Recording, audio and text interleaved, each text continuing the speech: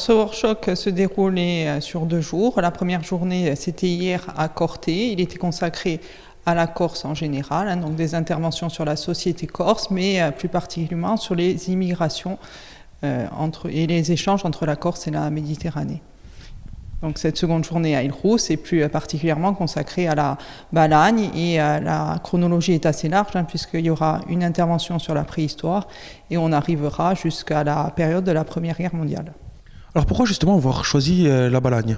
Alors j'ai choisi la Balagne parce que déjà je suis balagnine et j'ai travaillé sur la Balagne, mais également du fait d'une collaboration avec l'Office du tourisme de l'Île-Rousse qui était partant pour des échanges sur le patrimoine, les mémoires et l'histoire de la Balagne. Il s'est agi de réaliser des reconstitutions de façon un petit peu intuitive, je dirais, mais non pas aléatoire, à partir de données connues aussi, référencées ailleurs. Aujourd'hui, nous allons présenter les reconstitutions expérimentales sur les habitats d'Apèdre, qui se situent sur les îlots d'Île-Rousse. Donc, c'est un site archéologique fouillé par Michel-Claude Weiss dans les années 80, puis après dans les années 2003-2006.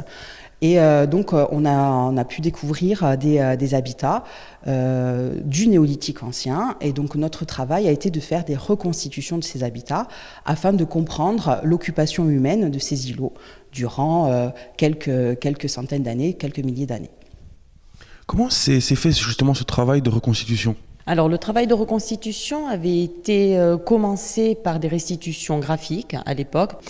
Et ces restitutions graphiques ont servi de base, bien évidemment, aux restitutions expérimentales, mais surtout, les restitutions expérimentales ont été basées sur les données archéologiques, à savoir les sols de cabanes, d'habitats, qui ont été retrouvés sur le site.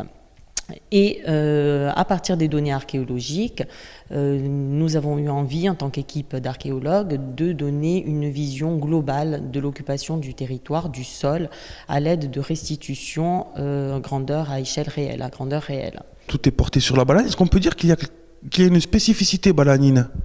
Alors c'est surtout qu'il y a eu beaucoup de travaux engagés depuis quelques années sur la Balagne.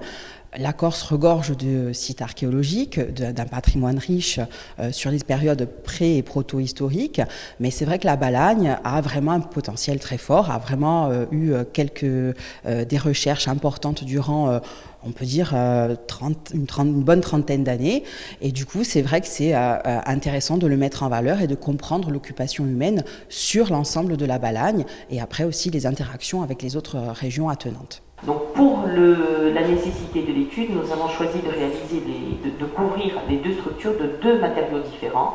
La première en peau de bête, donc peau de mouton que l'on connaît. On peut imaginer des workshops comme celui-ci se multiplier en Corse ?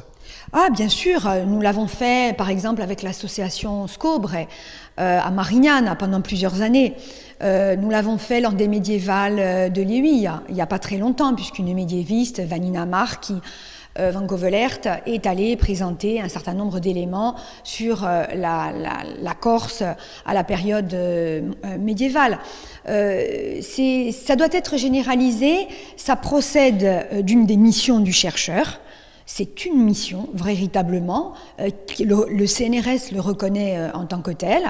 Et puis, ça procède aussi aujourd'hui de la volonté de contribuer à l'élaboration de produits, de contenus, soit didactiques, en direction par exemple des écoles, en direction d'écoles citoyennes, en direction de différents publics, que ce soit les enfants, les collégiens, mais aussi des fois le 3e âge, des écoles citoyennes, des choses de ce type.